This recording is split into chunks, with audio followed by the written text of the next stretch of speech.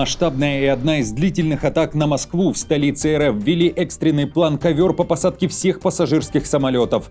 Названы сроки завершения войны. Печальный прогноз от немецкого канцлера Мерца. Что сказал, есть ли шанс на скорый мир?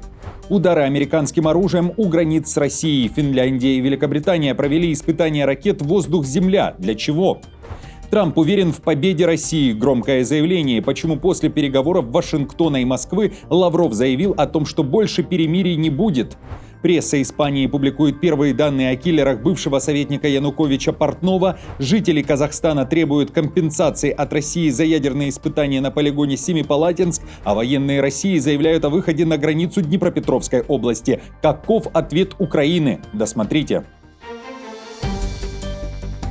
Всем привет, это «Время Прядко», коротко, четко и по делу о том, о чем говорят в мире. Если вам есть что сказать, делитесь своими мыслями и отвечайте на мои вопросы в комментариях. За лайк и подписку буду особенно благодарен. Время начать. Взрыв американских ракет у границы с Россией. Финляндия совместно с Великобританией и Швецией впервые в истории отработали пуски мощных ракет «Воздух-Земля» Hellfire. Все это произошло на территории подконтрольной Хельсинки и в рамках учений НАТО. Hellfire — это высокоточная ракета класса «Воздух-Земля», способная уничтожать танки и укрепленные цели с одного удара. Изначально созданная для борьбы с бронетехникой, Hellfire стала универсальным оружием в арсенале вертолетов Apache, дронов и даже морских платформ. Скорость свыше 1500 км в час, лазерное и радиолокационное наведение. Помимо ударов и таких испытаний, Финляндия отгораживается от России. Накануне в Хельсинки заявили, что завершили строительство первых 35 километров стены сдерживания. Это забор на границе с Россией высотой практически в 5 метров. Как заявляют в Финляндии, это целая система защиты. Решетки, колючая проволока, камеры, датчики, громкоговорители и прожекторы. Цель — остановить любые попытки прорыва, особенно нелегальных мигрантов.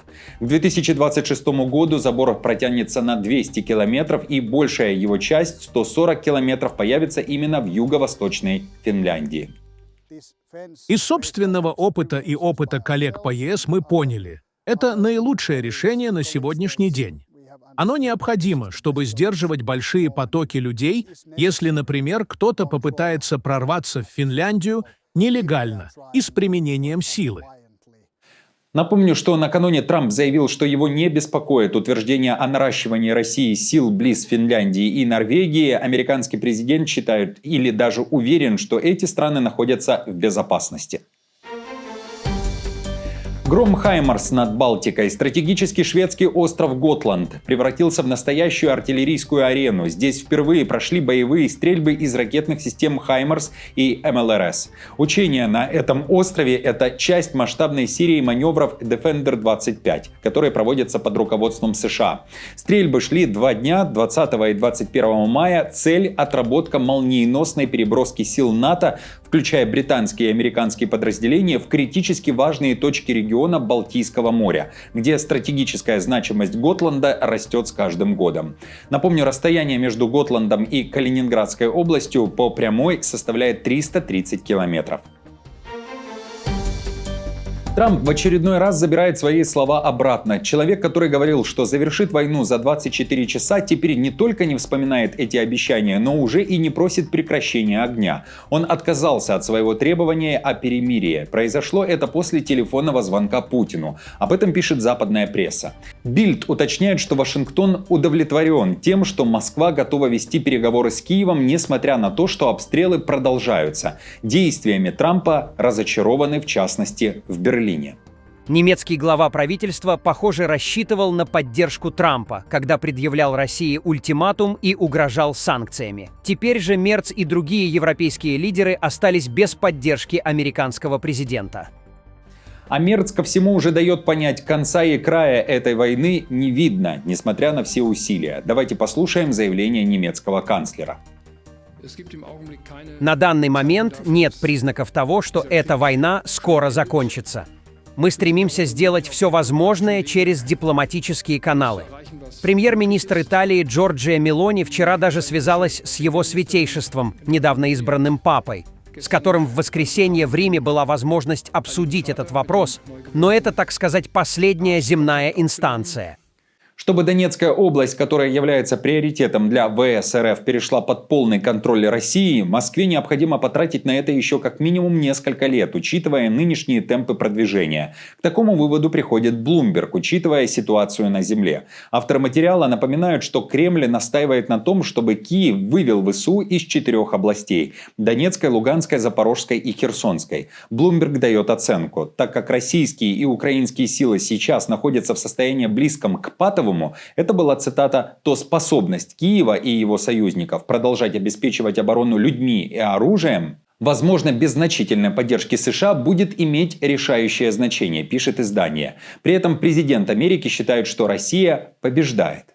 В последующем разговоре с европейскими лидерами Трамп дал понять, что убежден в победе России, повторяя ряд тезисов Кремля, сообщили источники, знакомые с разговором, но отказавшиеся комментировать закрытые переговоры. В материале также говорится, из-за того, что главный союзник Украины меняет свой курс, а новые поставки вооружения под большим вопросом, в Киеве эти события вызывают глубокую тревогу. В России тем временем уже открыто заявили, больше не собираются идти ни на какие перемирия, что созвучно с тем настроением Трампа, о котором пишут западные медиа. Сейчас, когда нам говорят, вот давайте перемирие, а там посмотрим. Нет, ребята, мы уже были в этих историях, мы так больше не хотим, и Макроны, Стармеры, фон дер Ляйены и прочие деятели Европы, которые сейчас истерично требуют от Соединенных Штатов присоединиться к антироссийским действиям и нарастить количество санкций, это просто их выдает с головы. Несмотря на это, на следующей неделе в Ватикане могут состояться новые технические переговоры между Украиной и Россией. Об этом заявил президент Финляндии Александр Стуб. И он говорит, что пока США не отказались от своей роли посредника, а вообще посредников стало еще больше. Это уже и Европа, заявляют в Хельсинки. В Москве же не смогли уточнить, где пройдут следующие переговоры. Пока по месту дальнейших переговоров решение не принималось, конечно, это решение принимается всеми заинтересованными сторонами. Такого решения пока не было, но мы, разумеется, традиционно приветствуем готовность и усилия всех тех стран, которые хотят поспособствовать скорейшему урегулированию. А пока же Россия и Украина переговариваются с помощью оружия. Боевые действия не утихают. Кроме того, стороны наносят удары с воздуха. В Киеве накануне вечером вновь заявили о российском ударе по украинским городам. При этом и Киев не молчал. С половины 10 вечера накануне Москва вновь закрыла свои аэропорты и провела немедленную посадку пассажирских самолетов в рамках плана «Ковер». При этом более суток длилась атака по России. Целью в том числе стала Москва. Бам! Мэр российской столицы Собянин как минимум 8 раз накануне сообщал об атаке БПЛА. Военные отразили атаку еще 2 украинских беспилотников, летевших на Москву. На месте падения обломков работают специалисты экстренных служб. Неспокойно и на фронте. В российских пабликах накануне активно обсуждали фото, сделанное, как утверждалось, подразделением 90-й гвардейской танковой Витебско-Новгородской дважды краснознаменной дивизии группировки войск «Центр», которые вышли на границу Днепропетровской области. При этом в Украине не подтвердили, а точнее опровергли эту информацию, назвав эти кадры фейковыми. Это фейк.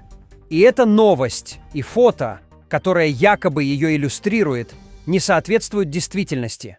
Они намеренно опубликованы врагом, чтобы запугать жителей нашего региона, посеять панику и дестабилизировать ситуацию.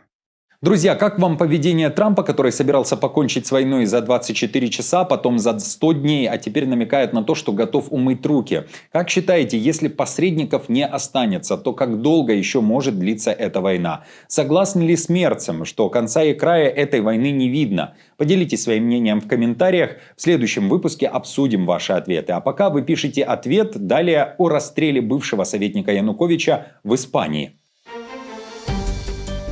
Итак, испанская полиция занимается поиском киллеров, которые застрелили украинского экс-политика Андрея Портнова. Издание «Эль Мундо» уточняет, что следователи разыскивают как минимум 2 мужчин, которые участвовали в убийстве. По словам свидетелей, киллер, расстрелявший Портнова, был одет в синий спортивный костюм. После 5 выстрелов, один из которых пришелся в затылок, убийца скрылся. И действовал он с сообщником, который ждал его на мотоцикле, уточняет издание. Другие же источники «Эль Мундо» указали на то, что исполнитель сбежал в сторону мадридского парка Каса-де-Кампо, где национальная полиция накануне проводила операцию по его поиску. Испанская пресса уточняет, что убийство произошло в нескольких метрах от элитной американской школы. Это учебное заведение для экспатов и детей-футболистов. Стоимость обучения до 2300 евро в месяц. Убийство Портнова – 3-е подобное преступление в Испании с начала Большой войны в Украине, уточняют авторы материала. Кроме того, это 12-я насильственная смерть в регионе в 2025 году. 5-я группа по расследованию убийств бригады судебной полиции Мадрида взяла на себя расследование, чтобы установить точные обстоятельства убийства и, главное, его мотивы.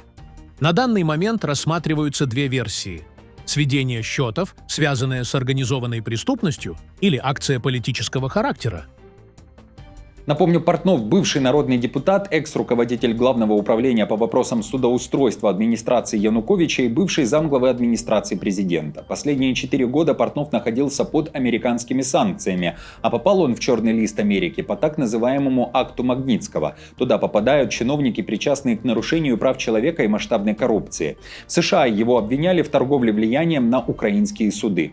Портнов после 2013 года проживал длительное время в Австрии. После прихода к власти Зеленского вернулся в Украину. Как пишут украинские медиа, Портнов был фигурантом нескольких уголовных дел, в том числе по статье о государственной измене за якобы причастность к российской аннексии Крыма. Но ему удалось добиться закрытия дел.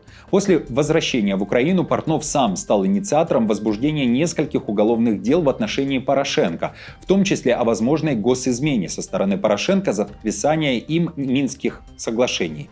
С 2022 года Портнов вновь проживал за границей. Очередной провал Белого дома, масштабный слив и утечка информации. Один хакер нагнул систему США. Взломан мессенджер, украдены данные десятков американских чиновников. Хакер, взломавший защищенную платформу Telemessage, ту самую, которую использовал бывший советник по нацбезопасности Трампа Майк Уолтс, похитил куда больше данных, чем считалось ранее. По данным агентства Рейтер, в утекшем архиве содержится переписка более 60 сотрудников госструктур США, от Федерального агентства по управлению в чрезвычайных ситуациях до таможни и дипломатов, сотрудников Белого дома и даже агентов секретной службы.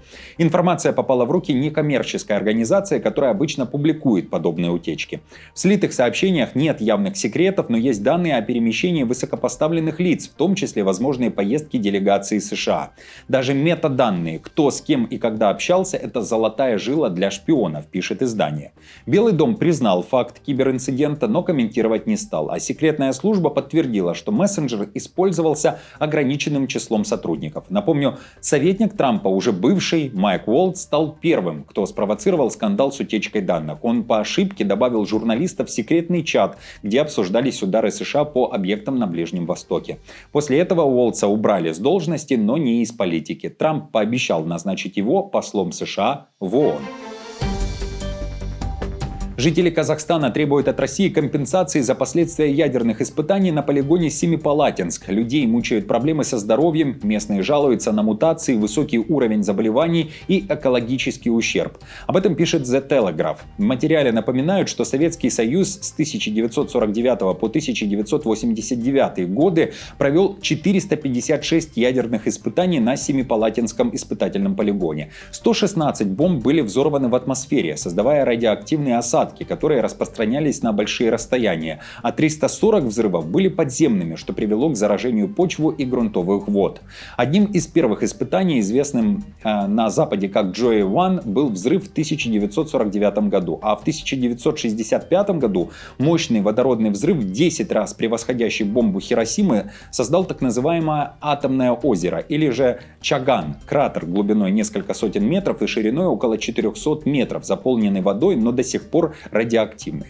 Взрывы часто проводились без учета ветра, из-за чего радиоактивная пыль оседала на близлежащих городах и селах, включая семей, расположенные в 120 километрах от полигона. По оценкам властей Казахстана, около 1,5 миллиона человек, живших в близлежащих населенных пунктах, подверглись воздействию радиации. Теперь жители Казахстана требуют от России, как от правопреемницы СССР, компенсации, ведь считают, что власти Союза превратили их в подопытных. Кроме того, пострадавшие призывают мир предотвратить новые ядерные испытания, чтобы трагедия Семипалатинска никогда не повторилась. Друзья, спасибо вам за комментарии и за поддержку лайком. Новости за неделю собраны в плейлист. Переходите и смотрите. До встречи.